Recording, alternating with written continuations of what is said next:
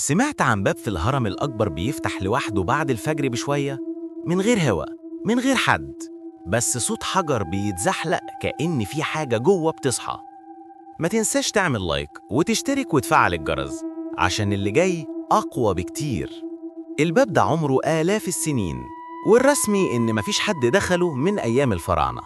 بس الفترة اللي فاتت كل فرد أمن اشتغل وردية الفجر قال نفس الكلام، كان بيسمع حاجة بتزق الباب من جوه.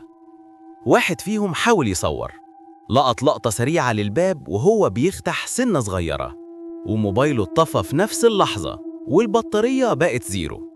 الغريب إن المكان ده مش موجود في أي خريطة سياحية، وملوش تفسير أثري واضح. ناس بتقول إنه مدخل لغرفة سرية، وناس تانية بتقول إنه كان سجن لحاجة ما كانش المفروض تصحى. لو وقفت جنبه دقيقة بعد الفجر بتحس الحجر بيتنفس، زي روح محبوسة بتحاول تفتكر إنها كانت ملك زمان. لو جيت عند الهرم بدري بص كويس للباب الصغير ده، ولو لقيت الحجر بيتحرك لوحده امشي فوراً. اللي ورا الباب ما بيحبش حد يبص عليه. ولو عايز قصص أكتر عن الأماكن المسكونة في مصر اشترك، واللي جاي أعمق من الرمل نفسه.